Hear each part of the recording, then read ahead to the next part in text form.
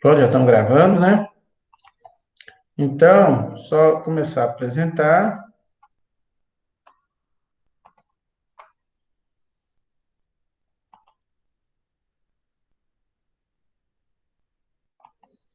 Então, a gente falava sobre esse experimento, né? Que a gente estava falando, que a gente tinha proposto, que era um experimento com adubação em maçãs. Lógico que eu estou falando com a turma de agrônomo de zootecnia, mas a ideia é a mesma, né?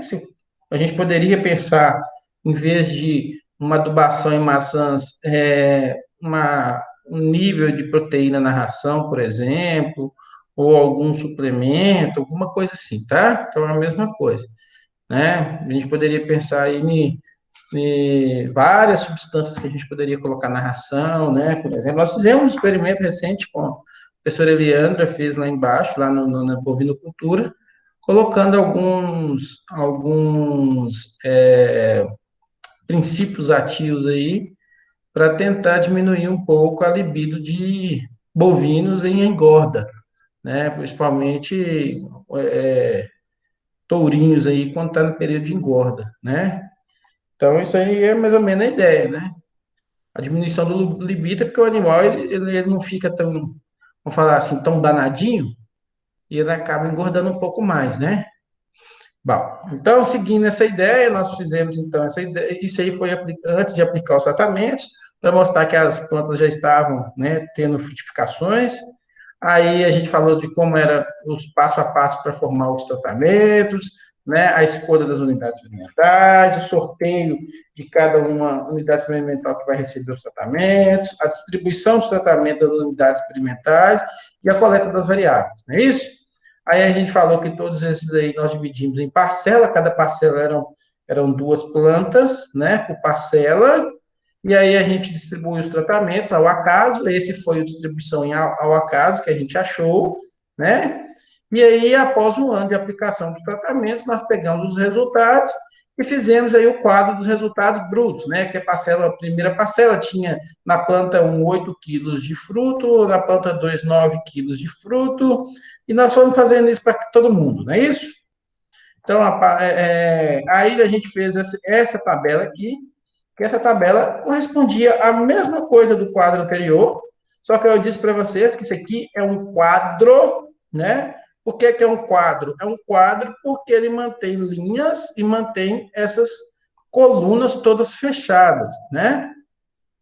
Isso na estatística e também na linguagem científica, isso aqui é um quadro, né? Quando você fala em tabela, tabela não contém linhas laterais e não contém as linhas divisórias aqui no meio, só essas linhas aqui para dividir títulos, né?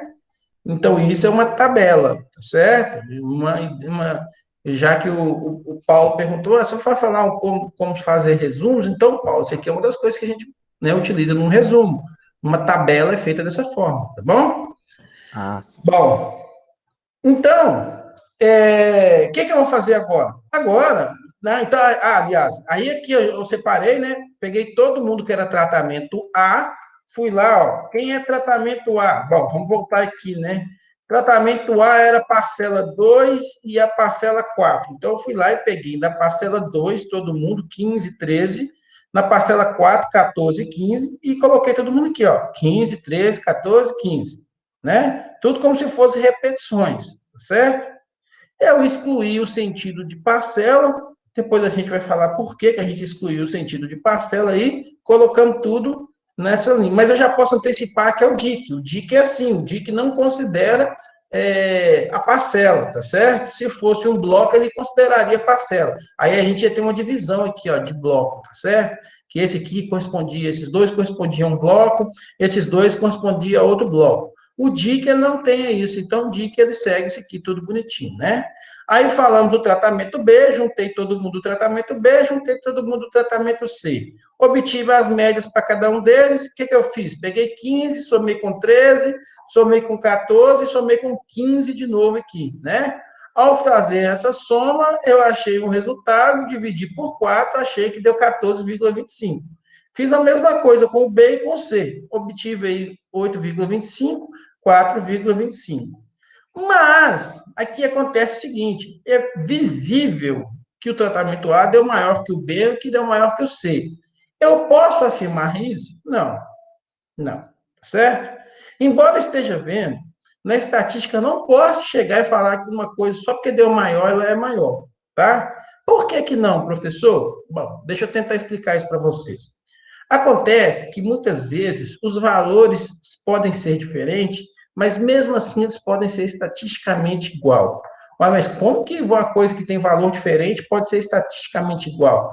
Porque existe uma coisa chamada erro experimental. Lembra quando eu falei do erro experimental? Que o erro experimental é tudo aquilo que você não consegue controlar. A estatística ela leva em consideração o nível do erro experimental. Porque pode acontecer, por exemplo, que o erro experimental ele ele atuou, era para os dois darem iguais, era para os dois serem, né, exatamente o mesmo valor, mas o fato de um estar sobre o erro experimental um pouco maior em cima do outro, e eu não consigo avaliar isso, porque o erro experimental é aquele efeito que o pesquisador ele não consegue controlar, ele não sabe que está ocorrendo. Então, era para esses dois valores serem iguais, eles não foram iguais devido à ação do erro experimental em um ou outro valor, e por isso eles foram valores numericamente diferentes. Mas estatisticamente, a estatística ela consegue verificar até quando esse erro pode permitir que esses indivíduos sejam iguais e até quando esse erro vai falar que esses indivíduos são diferentes.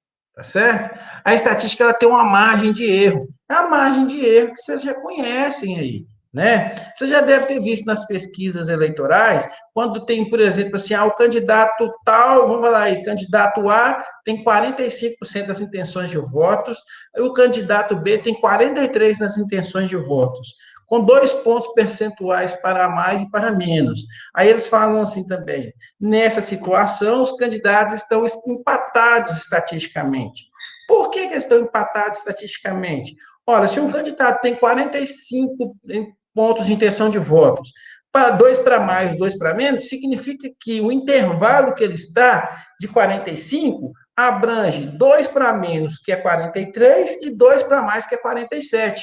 Então, significa que é muito provável que em 95%, né, de confiança de que o número de votos que aquele candidato vai ter está entre 42, 43% e 47%, sendo que a média desses valores foi o 45, 2 para mais, 2 para menos. Certo? Enquanto que o outro candidato, gente, tem um insistindo em me ligar aqui, oh meu Deus. Deixa eu só abaixar meu celular aqui, porque o camarada não está vendo que eu estou desligando, não. Vou colocar aqui no modo avião que eu quero ver. Só um minuto, galera.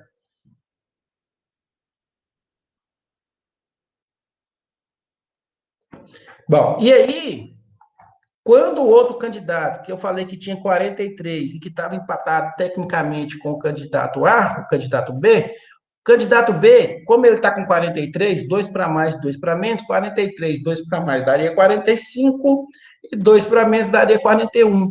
Entende que ao atingir possibilidade de ele estar com 45, ele entra no universo do outro candidato, que é o candidato A, que tinha 45, e poderia ser 2 para mais, 2 para menos, 43 ou 47. Então, eles comungam com o mesmo universo, e quando isso acontece, é uma possibilidade de estarem empatados. A estatística é exatamente isso. Mesmo que dois valores estejam muito, né, diferentes, igual 14,25 e 8,25, pode ser que estatisticamente, de acordo com o experimental do experimento, né, desse experimento aqui, desse ensaio que a gente fez, pode ser que eles estejam dentro do mesmo universo. E eles estando dentro do mesmo universo, eles podem ser estatisticamente iguais, mesmo que tenham valores diferentes. Tá certo? Por isso que o erro experimental é muito importante. Por isso que controlar o erro experimental é muito importante. Porque ao você controlar o erro experimental, você está diminuindo a chance desses caras serem iguais. Você está tentando observar diferença entre os tratamentos. Quando o erro experimental dá um valor muito alto, você aumenta a chance de não encontrar a diferença entre os tratamentos, desses tratamentos serem iguais, porque você aumenta esse percentual aí de 2 para mais, 2 para menos. Esse 2 para mais, 2 para menos não é via de regra. Ele pode ser 3, ele pode ser 4, ele pode ser 5, ele pode ser 10. Vai depender de quem? Sua margem de erro, do seu nível, né, do seu resíduo. Quanto menor o seu resíduo, maior a chance desses caras serem diferentes. Quanto maior o seu resíduo, menor a chance desses caras serem diferentes. Tá certo? Então, ó, de novo, quanto maior o seu resíduo, menor a chance desses caras serem diferentes. Quanto maior o seu resíduo, né, quanto ele for maior, maior a chance desses caras serem diferentes. Certo? Aliás, menor a chance desses caras serem diferentes. Então, só para grosso modo, resíduo grande, a chance é maior de ser igual. Resíduo pequeno, a chance é maior de serem diferentes. Tranquilo? Bom, aí a gente foi falar um pouco sobre fontes de variação de um experimento, né? Falamos qual era a fonte, que ela poderia ser premeditada, que é aquela que a gente induz, né, num experimento, que é o tratamento. Falamos da sistemática, que é aquela que a gente sabe que existe e não tem como controlar. Eu dou exemplo aqui do sombreamento, de uma mancha de solo, né? Então, essa aí é onde eu uso o bloco, e aquela que a gente não consegue controlar, que a gente chama de aleatório, né? O erro aleatório, certo? Que é os resíduos lá, né? Aquela fonte que a gente não controla, né? Aconteceu alguma coisa durante o experimento, você não conseguiu identificar, você não viu o que aconteceu, não foi possível identificar, mas não aconteceu ali, né? Era um animal que estava com uma doença subclínica, era uma planta que teve um ataque de praga e você não percebeu, isso é um efeito aleatório que você não consegue controlar, tá bom? E aí a gente falou sobre como analisar os dados, né? E aí a gente falou que o jeito de analisar os dados é através da análise de variância. Então, essa análise de variância, a gente vai ter ela dependendo do tipo de delineamento que a gente tem. Se eu tenho delineamento em DIC, é uma análise de variância, em DBC é outro tipo, em DQL é um outro terceiro tipo, né? Então, a gente vai aprender na aula de hoje o tipo mais simples, que é o DIC, tá certo? E essa nova, a gente viu que faz a decomposição da variância, transforma essa variância, né, esses valores que a gente obteve ali, os dados brutos, em variâncias, cada um deles, né, separa essas variâncias para a gente comparar o que é variância de efeito de tratamento, o que é variância de efeito de resíduo, aquilo que eu não controlo. Só para a gente tentar, então, a partir daí, a partir de fazer essa separação, conseguir verificar se esses camaradas, né, se esses tratamentos são iguais, eles são diferentes, tá bom? E aí depois a gente falou, né, se os valores obtidos forem maiores que os valores tabelados, rejeita essa hipótese inicial, e se esses valores obtidos forem menores que os valores tabelados, não se rejeita a hipótese inicial, né? Aí eu mostrei para vocês o quadro da nova, né? Falei desse quadro da nova, que a gente tinha fonte de variação, e as fontes de variações eram o tratamento, resíduo total. Falamos do grau de liberdade, do soma de quadrados, do quadrado médio, do F calculado, do F tabelado. Eu falei para vocês não preocuparem com isso agora, porque a gente vai ter um exemplo, e aí onde eu vou ensinar para vocês cada um desses camaradinhos que vocês estão vendo aí, tá? E falei, então, qual que era a ideia da análise de variância, né? Que era decompor a variância, né? Separar o que é efeito fixo de efeito aleatório, né? Falei que o efeito fixo é aquele que não altera no tempo, como o sexo, bloco, anos de nascimento, e falei que o efeito aleatório é aquele que altera no tempo, como o nível de proteína, teor de proteína, desculpa, nível de NPK, né? Bom, e falei, a última coisa que eu falei na última aula foi exatamente isso aqui, né? As pressuposições da análise de variância, que o erro deve ter distribuição normal, que os erros devem ser independentes, que deve apresentar variância constante, e o modelo deve ser aditivo, né?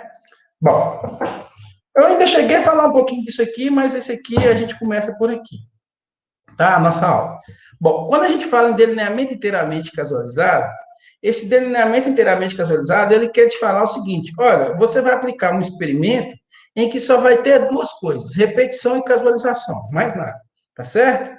É o delineamento mais simples que se utiliza. Por ele ser tão simples, ele parte do pressuposto que todas as unidades experimentais, que todas aquelas plantas lá que a gente viu, né, todas aquelas macieiras, elas são homogêneas. Dizer que é homogênea significa dizer que elas têm a mesma produtividade, que elas não têm diferença entre elas. Mas isso, muitas vezes, a gente sabe que não é verdade, principalmente quando faz experimento a campo, né? É difícil você ter uma unidade experimental completamente homogênea, né? Você vai lá pegar, por exemplo, sei lá, 20 vacas em lactação. Elas não são homogêneas. Às vezes elas têm um grau de sangue diferente. Às vezes elas têm, por exemplo, níveis de parição diferente. A gente sabe que uma vaca de primeira cria não produz a mesma quantidade de leite que uma vaca de segunda, que não produz a mesma quantidade de leite que uma vaca de terceira cria, tá certo? Existem outras situações, né, que pode acontecer também, por exemplo, o grupamento racial mesmo pode interferir, né, nessas vacas, pode ter interferência, por exemplo, do tipo de manejo, do nível que a lactação está, às vezes uma está no início da lactação, a outra já está com 60 dias de lactação. Então, tem N coisas que pode acontecer quando você está fazendo experimento a campo, que dificulta a aplicação do DIC. Mas tem algumas situações que a gente consegue. Por exemplo, quando a gente está fazendo experimento em laboratório, quando eu tenho ambientes controlados, né? Então, por exemplo, quando eu faço um bom exemplo, né? A professora Lilian vai fazer experimento lá com as lagartas que ela trabalha. Ela faz esse experimento dentro de laboratório. Ela quer, talvez, testar qual nível de inseticida pode dar maior, né, morte dessas lagartas. Ela não precisa aplicar, né, uma outra análise complicada. Ela pode aplicar um DIC.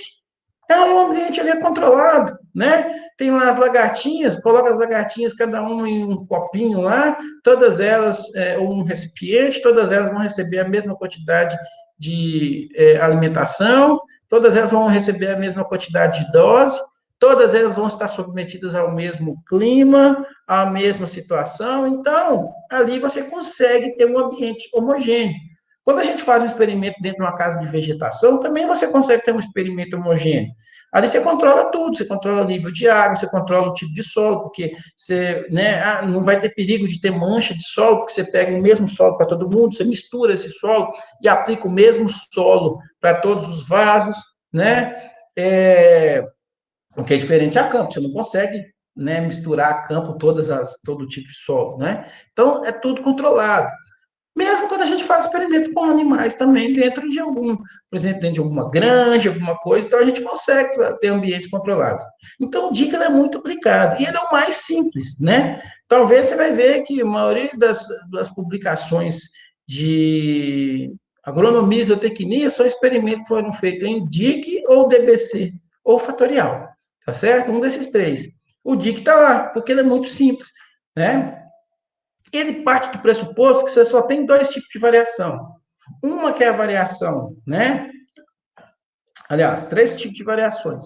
Uma que é a média, né, que vai estar atuando, uma que é o efeito do tratamento, e um que é um cara que a gente não controla, que é o erro experimental.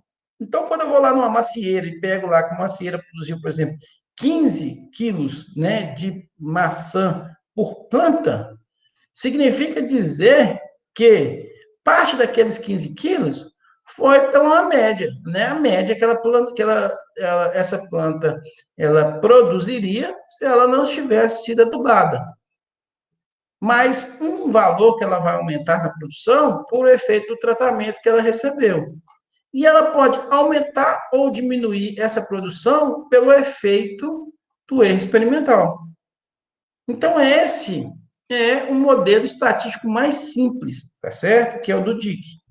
Bom, no treinamento inteiramente casualizado, que é o DIC, a distribuição dos tratamentos é feita inteiramente ao acaso, por isso que o nome inteiramente é ao acaso, né? Ele pressupõe, então, que as unidades experimentais estão homogêneas, né? Eu acabei de falar isso. E essas condições homogêneas, então, são obtidas em lugares como ambientes controlados, laboratórios, estufas e casas de vegetação. Tudo que eu acabei de falar, né? Quais são as vantagens do DIC? Ele não existe, ele não tem exigência, né? Quanto ao número de tratamentos e repetições, ele pode ser, né? Na aula passada ainda disse para vocês, né?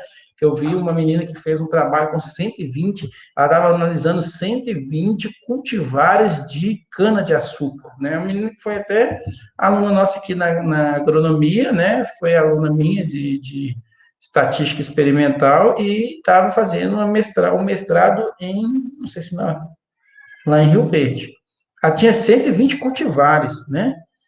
Então, é muito tratamento. Eu duvido que nesses 120 cultivares você tenha alguma resposta interessante nisso aí, mas tudo bem. E é o delineamento experimental que apresenta maior valor para o número de graus de liberdade associado ao resíduo. Isso aqui eu quero que vocês guardem essa informação, que nós vamos falar quando a gente estiver informando, quando a gente estiver falando, fazendo um exemplo, para vocês entenderem o que é isso aí. Tá bom?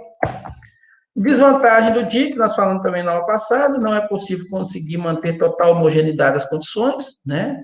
A gente já falou isso, é difícil você manter que as unidades experimentais sejam totalmente homogêneas, e todas as variações, exceto a de tratamento, são consideradas como variações que ocorrem ao acaso, né? E isso pode acarretar uma estimativa muito alta do erro experimental, que tem a ver com o que a gente acabou de falar do grau de liberdade ali, a gente vai ver também, tá bom?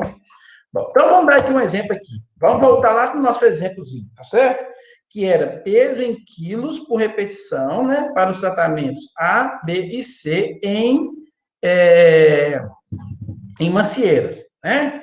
Então tá aí, ó.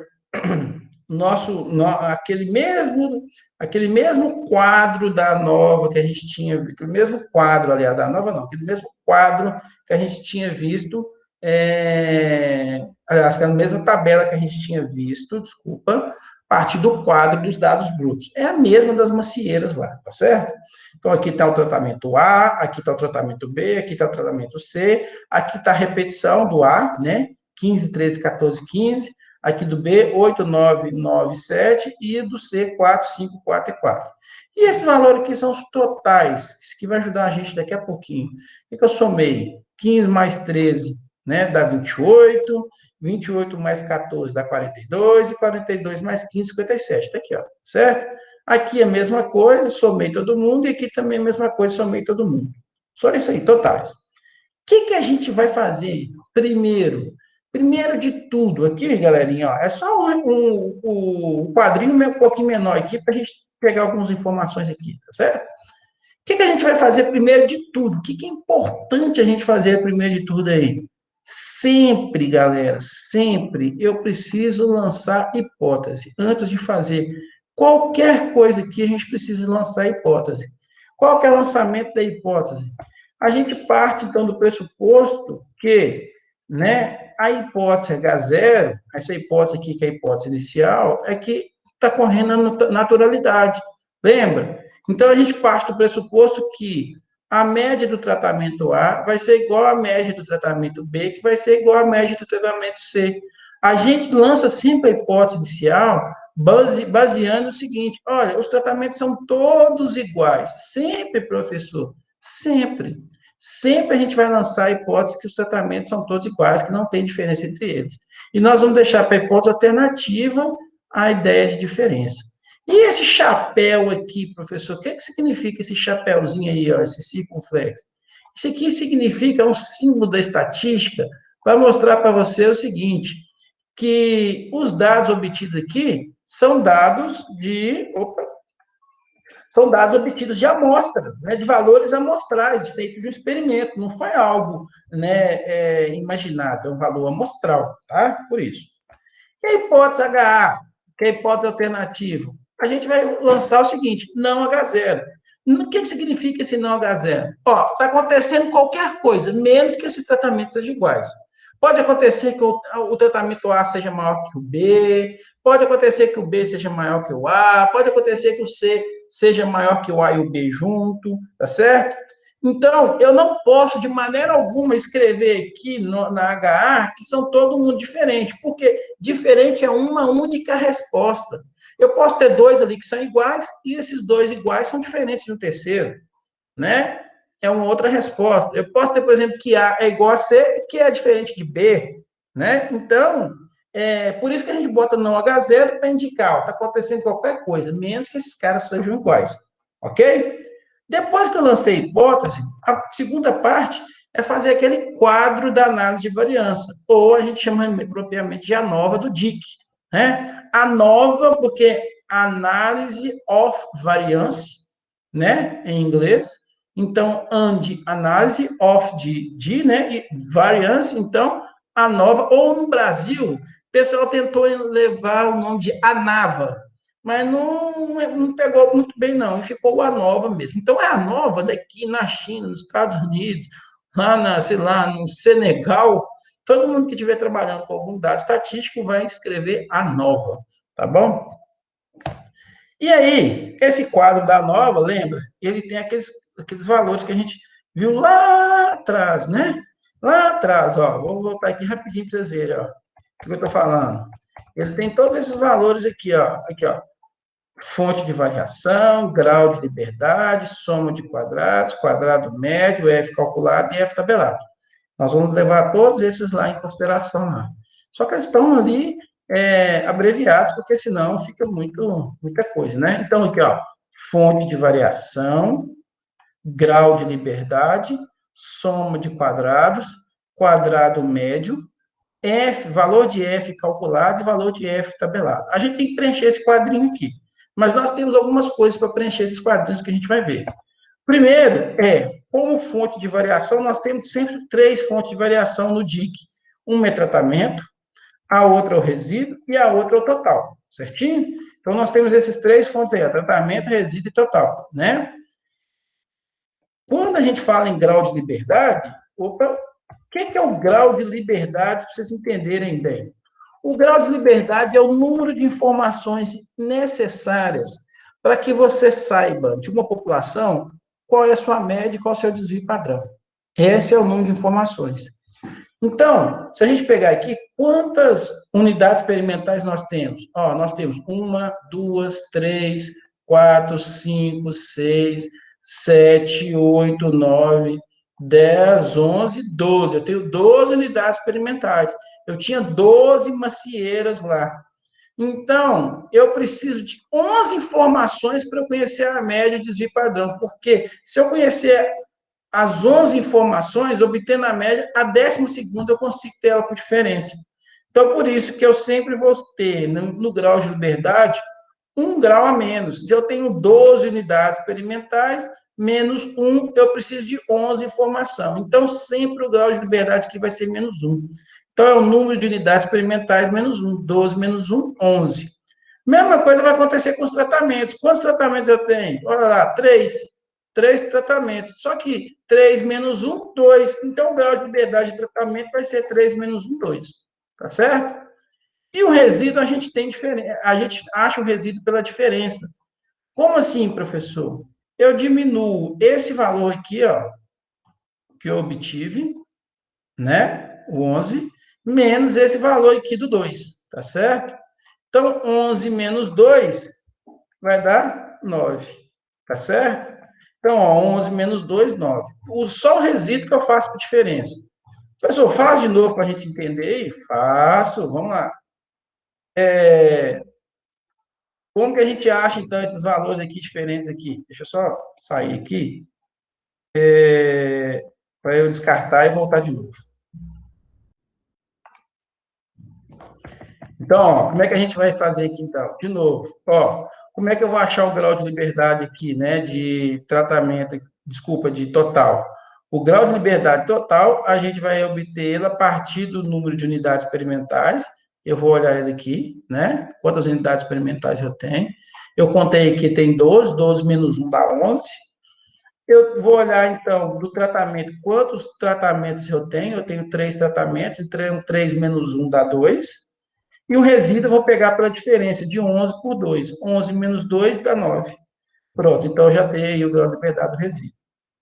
Então, feito essa parte do grau de liberdade, agora eu preciso calcular o valor da soma de quadrado. Então, para cálculo da soma de quadrado, eu vou precisar de calcular a soma de quadrado total, né? Soma de quadrado do total. Vou ter que fazer o cálculo da soma de quadrado de tratamento e vou ter que fazer o cálculo da soma de quadrado de resíduo, ou do erro, né? Como que a gente calcula eles? Vamos ver separadamente cada um. Bom, para eu obter a soma de quadrados totais, a fórmula é essa aí. Aí você deve estar pensando, meu Deus do céu, onde eu fui parar? Que coisa louca é essa? Eu vou falar, calma, que isso parece que é difícil, mas é muito mais fácil do que você imagina. Que é esses símbolos loucos aqui? Vamos lá. Ele está falando para a gente o seguinte, olha, a soma de quadrados totais é igual ao somatório do I, quando o I for igual a 1 até o Izão, e do J igual a 1 até o Jzão. De todos os Y ao quadrado e J. O que é isso, professor? Ele está, quando ele coloca essa notação científica aqui da estatística, ele está querendo dizer o seguinte: olha, o indivíduo que está na posição I1, quem que é o indivíduo? Esse aqui é lá de matriz. Esse camarada aqui, ó, a posição dele é primeira linha, primeira coluna. Então, é o 15. Aí ele quer que você eleva ele ao quadrado e some com o próximo, que é 1 e 2. Então, primeira coluna e linha 2, que é o 8. Você vai levar ele ao quadrado e somar com o próximo, que é primeira coluna e linha 3. Ele está te mandando fazer, sabe o quê? Pegar cada um desses valores que você está vendo aqui, ó, dos 12, e levar eles ao quadrado. Só isso. E somar. Eleva cada um daqueles caras ali ao quadrado e soma. Eleva o 15 ao quadrado e soma. Leva o 8 ao quadrado e soma. Eleva o 4 ao quadrado e soma. Leva o 13 ao quadrado e soma. Até chegar no último ali, que é o 4, que você vai levar ao quadrado e somar. Só isso que ele está te falando. Menos. Aí vem a mesma anotação que a gente tem aqui, só que o quadrado está do lado de fora. Então, o que ele está querendo que você faça? Menos você somar todos eles, sem elevar ao quadrado, e pegar essa soma final, elevar ao quadrado e dividir pelo número de n, que é o número de unidades experimentais que a gente tem. Vou mostrar o que eu estou querendo dizer. Olha lá, ó, de novo. Ó. Então, vamos ver o que eu estou falando aqui, para vocês entenderem. Porque os dias vocês estão fazendo isso de olho fechado. No início é assustador. Vamos lá. Ele está mandando você pegar cada uma dessas unidades experimentais aqui, por exemplo, o 15 e elevar ao quadrado, o 8 elevar ao quadrado, o 4 elevar ao quadrado, o 13 elevar ao quadrado, até. Aí você continua, 9 ao quadrado, mais 5 ao quadrado, mais 14 ao quadrado, mais 9 ao quadrado, mais. Até a última aqui, que é o 4 ao quadrado, mais. Depois que você fizer isso, o que você vai fazer? Você vai diminuir isso tudo, né, Aí você vai pegar a soma simples, somar 15 mais 8 mais 4 mais 13 mais 9 mais 5, até o último aqui que é 4, elevar ao quadrado o resultado disso e dividir pelo número de unidades experimentais, que é 12. Nossa, professor, mas como eu faço isso? Bom, você pode fazer isso pela sua calculadora. A sua calculadora, ela faz esse serviço para a gente. A minha não está aqui agora, porque a minha filha acabou de pegar ela aqui brincando, mas na calculadora, ela permite você fazer um cálculo lá, você pegar, por exemplo, cada um desses valores aí e lançar ele como memória mais, e ele te dá o valor, tá? Eu prometo, se vocês quiserem, eu faço um videozinho só explicando como usar esses valores na calculadora.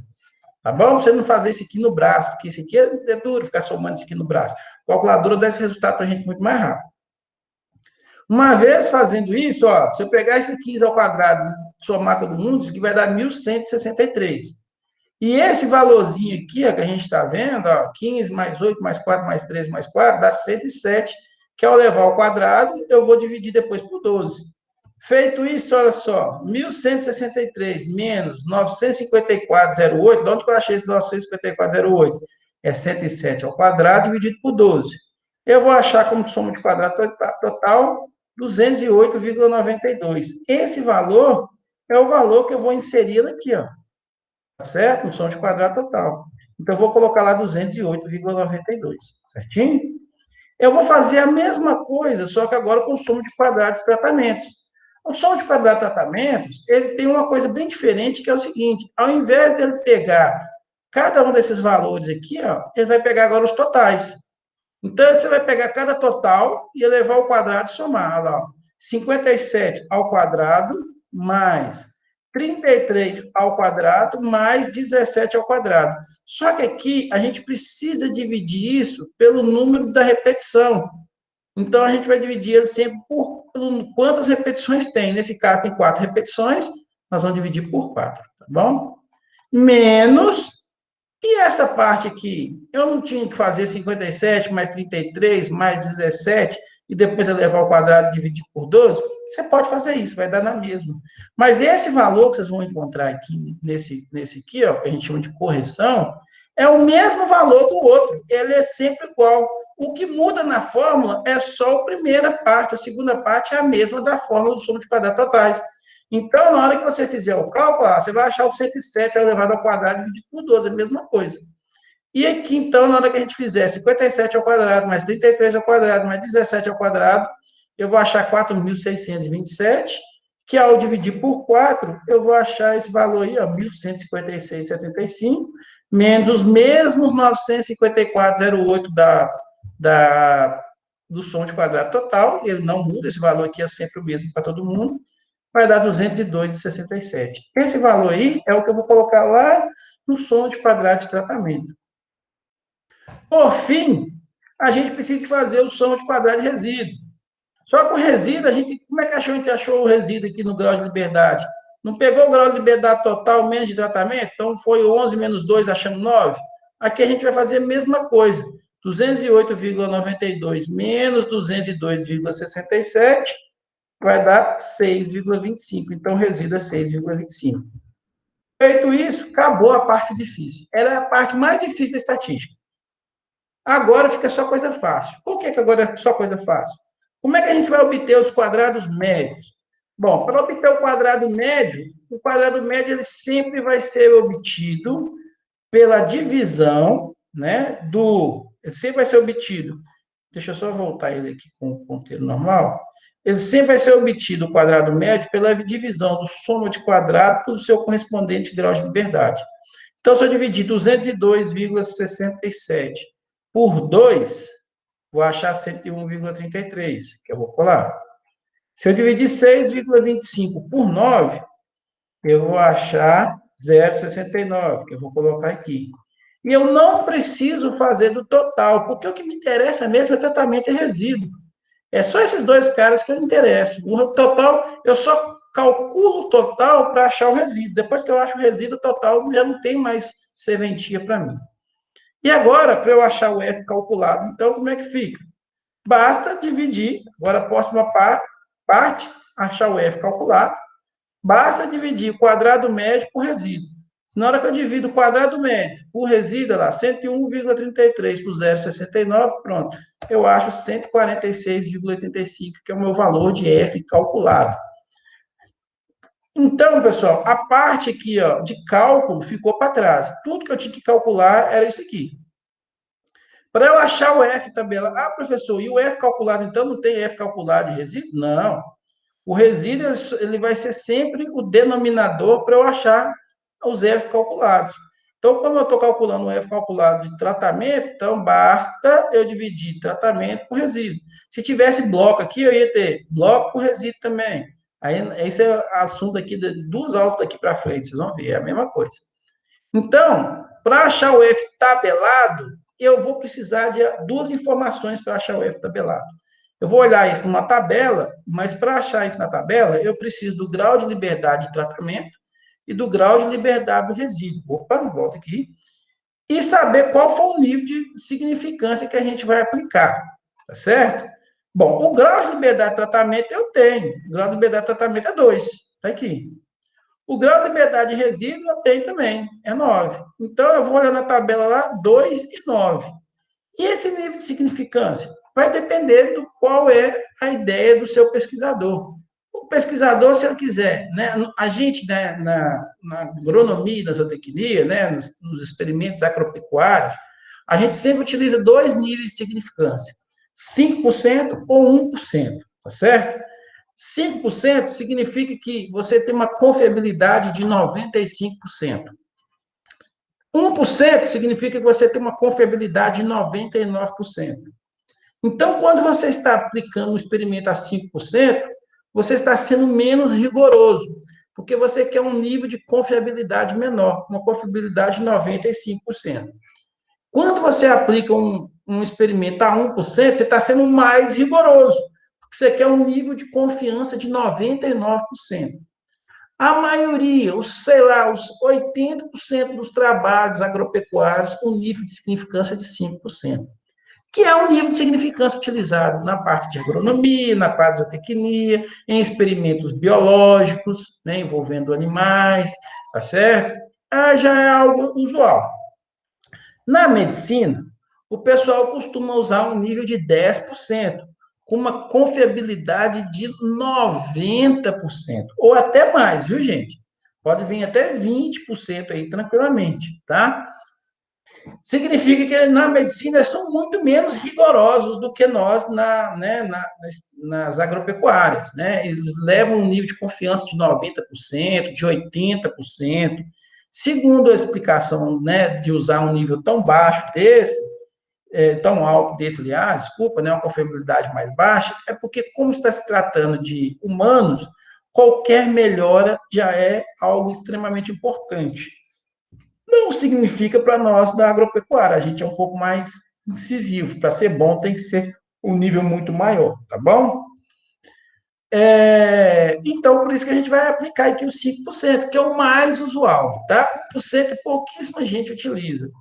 A gente utiliza mais 5%, mas isso fica a cargo do pesquisador. O que acontece? Se você usa um nível de significância de 5%, ao invés de 1%, o de 5% você tem mais chance de encontrar diferenças entre os tratamentos. Enquanto o 1% você tem menos chance. Como você está sendo muito mais rigoroso, ao nível de 1% significa dizer o seguinte: olha, para 3 tratamentos serem diferentes, ele tem que ser muito bom. Porque se ele não for muito bom, se não for um tratamento que dê um resultado muito bom, ele não vai ter diferença. Tá certo? Essa é a ideia. Por isso que a maioria do pessoal utiliza os 5%, tá bom? Bom, então vamos lá na tabela. Essa aqui é uma tabela do teste F. Primeira coisa que eu preciso observar, essa tabela, se ela é unilateral, porque a gente está fazendo um teste unilateral, da tabela do F, que eu tenho N tabelas aí, vocês vão ver que tem tabela, né, na estatística para tudo quanto é coisa, ao nível de 5% de probabilidade, né? Então, 5% de probabilidade aqui, ó. Para o caso de F ser maior que 1, para o caso de F ser positivo, né? Maior que 1 aí, certo? Bom, então, pessoal, se a gente for lá, lembrar, vamos só voltar aqui rapidinho. A gente tem que olhar o grau de liberdade de tratamento, que é 2, e grau de liberdade do resíduo, que é 9.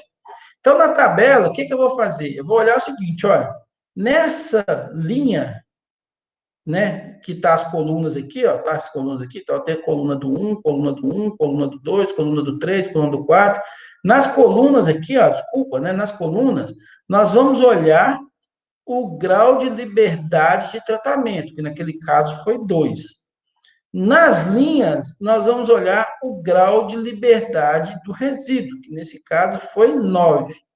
Então, para o grau de liberdade de tratamento 2 e grau de liberdade de resíduo 9, o valor da tabela é 4,26.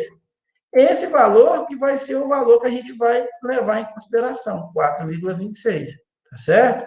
Então, de novo, só para repetir na tabela, aqui nas colunas eu olho o tratamento, nas linhas eu olho o resíduo.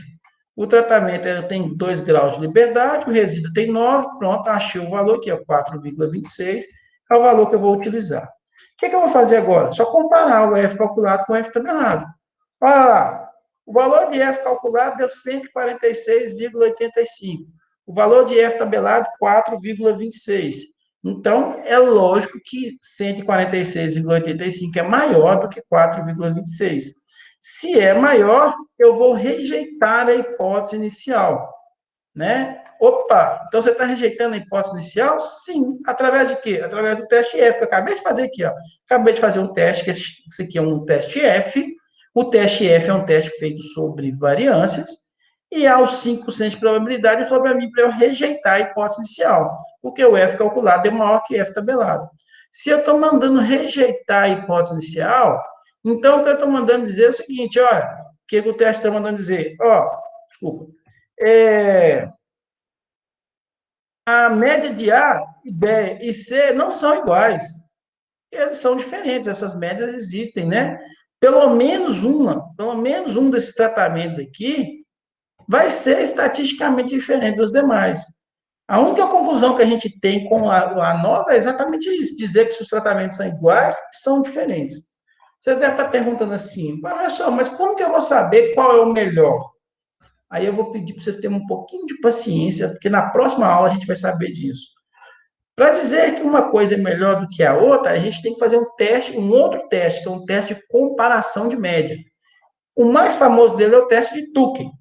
Aqui nós vamos ficar só com a ideia de se é igual ou se é diferente. E nós tivemos a conclusão que tem diferença entre essas médias. Agora, qual é a diferença? Eu ainda não consigo saber, né? O que eu sei é que o tratamento A deu 14,25, o tratamento B deu 8,25, o tratamento C deu 4,25 de médias. E eu estou dizendo que eles são valores diferentes, eles são estatisticamente diferentes. Mas pode ser, por exemplo, que A e B sejam iguais e diferentes de C. Pode ser que A seja diferente de B, que seja diferente de C. Pode ser que B e C sejam iguais e A seja diferente, tá certo? Se você ver aqui as amplitudes, ó, de 4 para 8, eu tenho uma diferença só de 4,25 para 8,25, eu tenho uma 4 unidades de diferença. Mas de 8,25 para 14,25, eu tenho 6 unidades de diferença. Então, só um outro teste para me dizer quem é o melhor, quem é o pior, quem é igual a quem, tá certo? E é isso a gente vai ver na próxima aula. A gente vai ficar só por aqui. Difícil, galera. Não, é só questão de treinar, fazer conta, né? É questão de treinar. O que eu fiz? Ano passado eu gravei um videozinho para os meninos com um outro exemplo e eu pus no YouTube. Então tem esse mesmo cálculo que eu estou fazendo com vocês aqui, com o cálculo do YouTube, que vocês podem utilizar, tá? Eu só vou pedir, vou parar só aqui minha transmissão uns minutinhos para eu pegar minha calculadora para mostrar para vocês rapidinho como funciona na calculadora. Só um minutinho.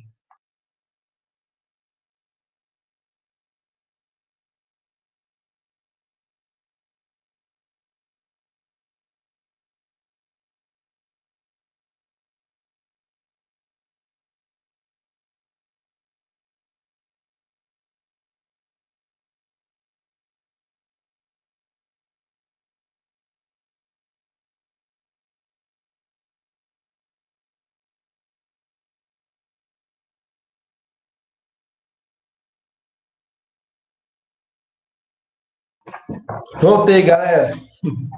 E ela ainda brigou comigo que eu peguei o calculador, tá? Mas deixa eu mostrar para vocês aqui como é que funciona, tá bom? É bem simples. Wellington, você quer fazer uma pergunta?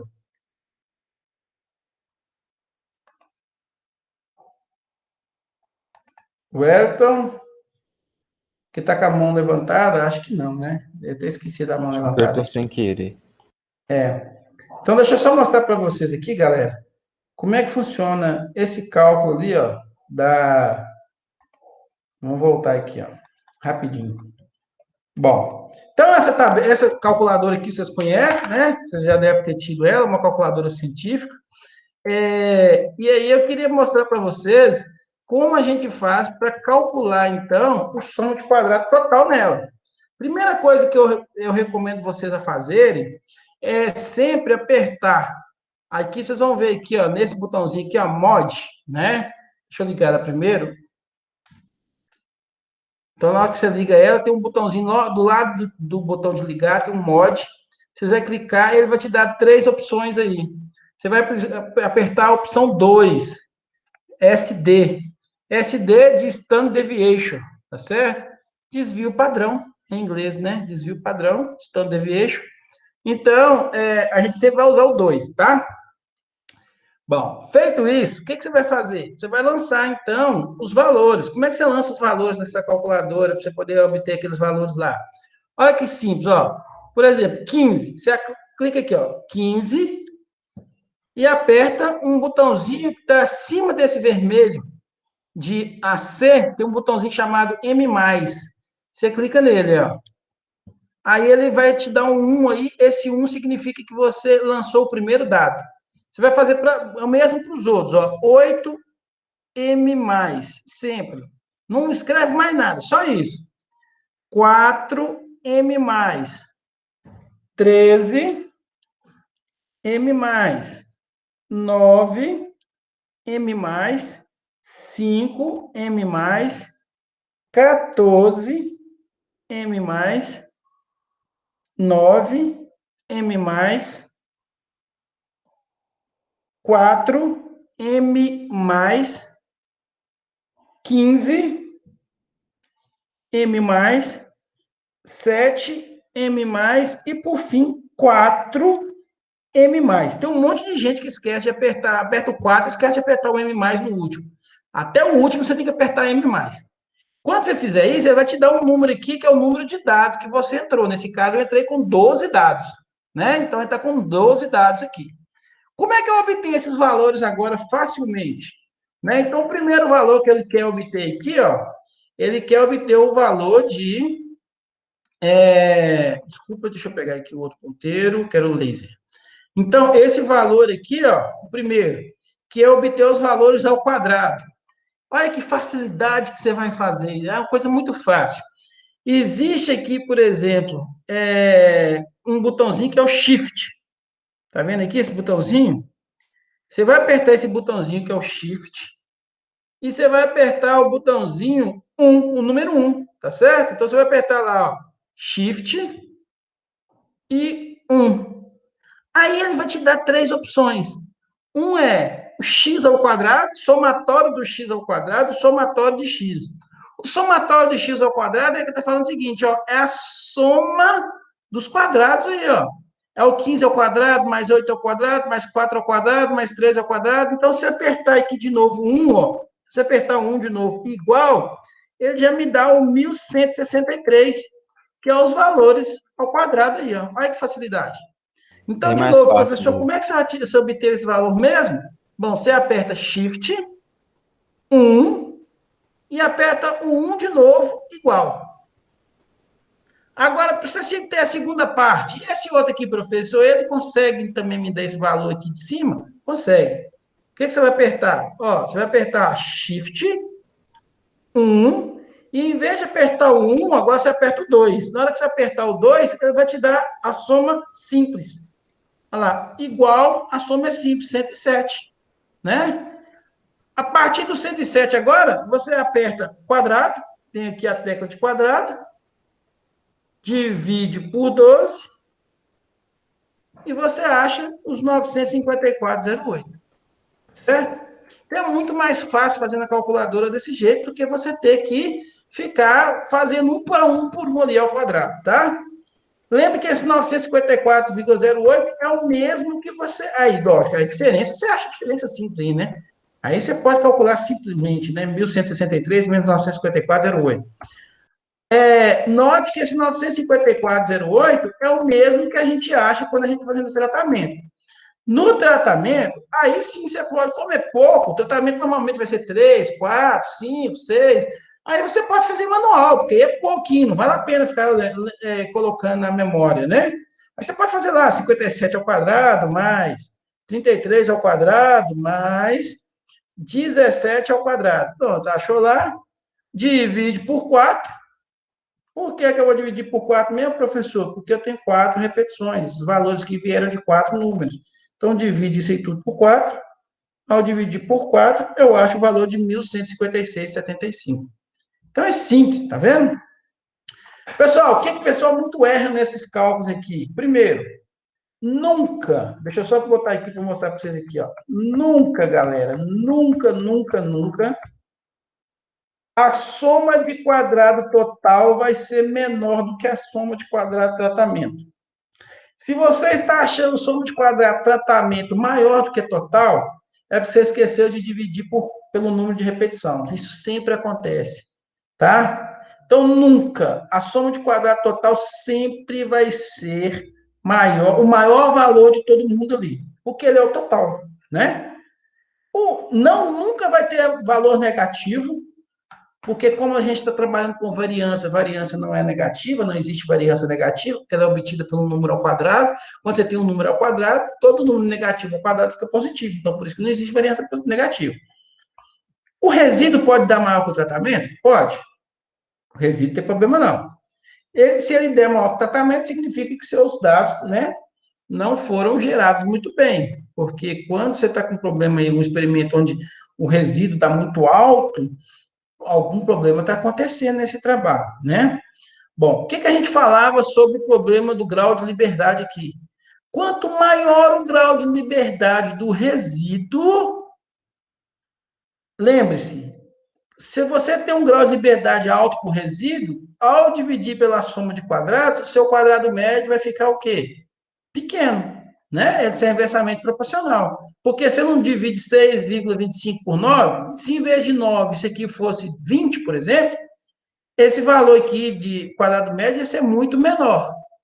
Então, valores do quadrado médio menor, o que vai acontecer com o tratamento quando eu dividir o F calculado?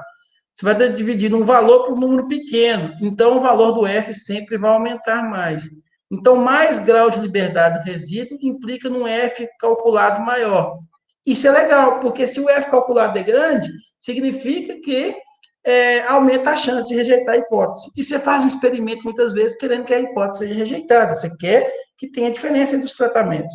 Então, usar repetições, né, altas é interessante, desde que você consiga. Muitas vezes a gente não consegue, tá bom? Outro problema que a gente vê, se o resíduo é alto, aí a gente tem um grande problema. Olha só, você fez um experimento, não controlou bem, seu resíduo deu muito alto. O resíduo dá muito alto, na hora que você dividir o soma de quadrado de resíduo pelo grau de liberdade, seu quadrado médio vai dar alto. Se seu quadrado médio der alto, seu F calculado vai diminuir, porque na hora que você dividir quadrado médio de tratamento pelo quadrado médio do resíduo e esse quadrado médio do resíduo é alto, eles são inversamente proporcionais, o seu valor de F calculado diminui. Diminuir o F calculado aumenta a chance de não rejeitar H0, aumenta a chance de você encontrar os tratamentos iguais. E se você está propondo, né, um tratamento que seja diferente, que você quer que o tratamento tenha diferença, aí ela não é uma boa escolha. Então, fazer um experimento mais controladinho com um resíduo menor é o ideal. Ok, pessoal? Pessoal, se vocês não têm mais dúvida, era o que eu tinha para falar com vocês sobre hoje, né, nessa nossa aula. Agradeço a presença de vocês, estou aberto a perguntas.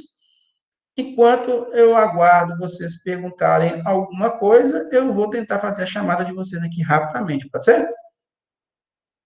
Fechou, eu tô sem dúvida, eu tô tranquilo, consegui compreender. É lógico que vocês não vão compreender nessa primeira aula, eu tenho noção disso, tá? Não precisa... Mas nós vamos ter os exercícios que eu passei e tem o outro videozinho que está lá no Moodle para você assistir também, porque eu te garanto, assistindo os dois, você já começa a entender como funciona a ideia a ideia da estatística. Tá bom? Beleza. Bom, então deixa eu só fazer aqui uma breve chamada com vocês. Eu estou vendo aí, então, que está aqui. O Abner não está aí. A Amanda Martins eu vi que está. O Anderson não. A Érica não. Guilherme não. Júlia não. Letícia também não. Opa, Letícia tá. Desculpa, Letícia. Eu sempre esqueço você, Letícia. Luiz Felipe não. Michele não. Albert não. Nívia está aí. Paulo Henrique está aí. Suziane está aí. Tylon começou, entrou e depois saiu. Nem vou dar presença para ele, porque estava aí. Vitor Edson está aí. Vitor Hugo não. O Wellington também estava aí, né? Depois saiu. Vou dar presença para ele também. Então, pessoal, se vocês não têm mais nenhuma dúvida, a gente fica por aqui. Tá? Então, até mais, professor. Obrigado aí. Boa semana. Eu que agradeço, galera. Falou, professor. Boa semana. Obrigado, vocês também. Um abraço, tá? Tchau, tchau. Falou.